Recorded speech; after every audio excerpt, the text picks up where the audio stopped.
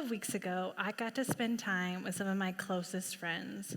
And we were sitting around a table drinking wine, no kids, and we got to tell each other a little bit about what we've been up to. And I shared that I'd be giving this talk tonight, a TEDxBoulder talk.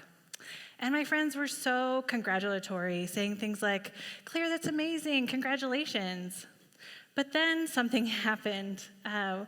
Not one, but two of my dearest friends said, "A TEDx talk? I thought those were given by a guy named Ted."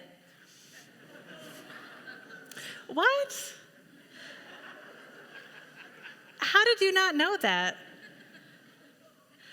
If I'm honest, there was judgment even in my laughter. I judged that information as bad as wrong, and the conveyor of that information, well, I guess I saw myself as better. You know, I live in Denver. I'm so educated and woke, and I knew what a TEDx talk was, and you didn't. These are my close friends, so I had to get to the bottom of it. I kept thinking of all of the reasons why they might not know what a TEDx talk was, that they were engaged with their family, spending a lot of time with them, that they were traveling a lot for work. And you know, they live in the Midwest now. I bet they have bad internet. Yeah, the conversation quickly turned to my topic. And when I said resilience thinking, I was met with blank stares. So I explained, you know that moment in a conversation when you're met with information you don't quite understand or agree with, and your first reaction is judgment instead of stepping back to see the bigger picture? Oh yeah, that was the moment that I realized that me, researcher of resilience thinking, owner of Resilience by Design, had just fallen into the two key traps people do when they're met with conflict. I went straight to judgment, and I chased a problem. Stepping back from judgment, stepping back from the problem is all part of resilience thinking. Resilience thinking finds this conflict as an opportunity to both build knowledge and process information. And we are building knowledge all of the time, inundated by opinions, news stories, data points. And how we process that information matters. It determines whether we transform or we stay in the same place. Resilience thinking tells us when we are met with confrontation, we should seek out the values embedded in what people are saying and find connection across those values that will lead us to opportunities for transformation.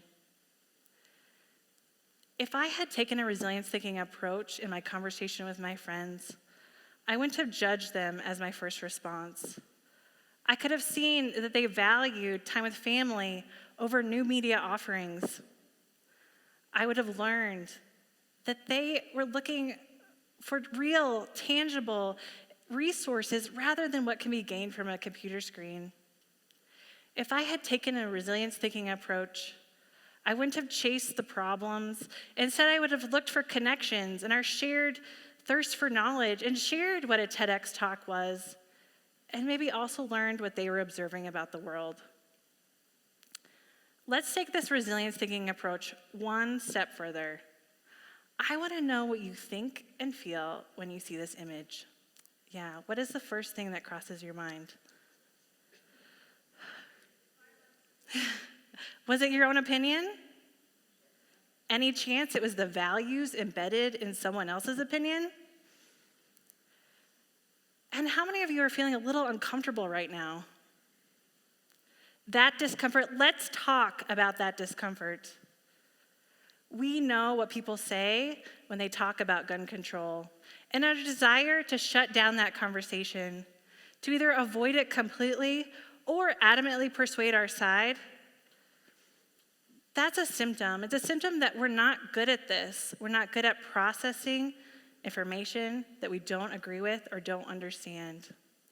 Resilience thinking points us to the values embedded in what people say and tells us to find connections across those values so we can find opportunities for transformation that lead to collective action. What if instead of judgment, we thought of those values? What if instead of chasing the problems, things like guns, the people that own them, or societies that don't understand mental health, we thought about the opportunities in front of us? So I did a little research on the topic. I thought I would come prepared tonight. And I found that across the arguments that people use when they talk about gun control were three key values: protecting my loved ones, protecting my community, and protecting my freedom. And the connective tissue across those values, it read loud and clear: who will protect us? And can they be trusted to do so? What if our conversations about gun control became conversations about trust? What if we were building trust through pathways like open communication, active listening, and transparency? Pathways that could lead us to a collective action.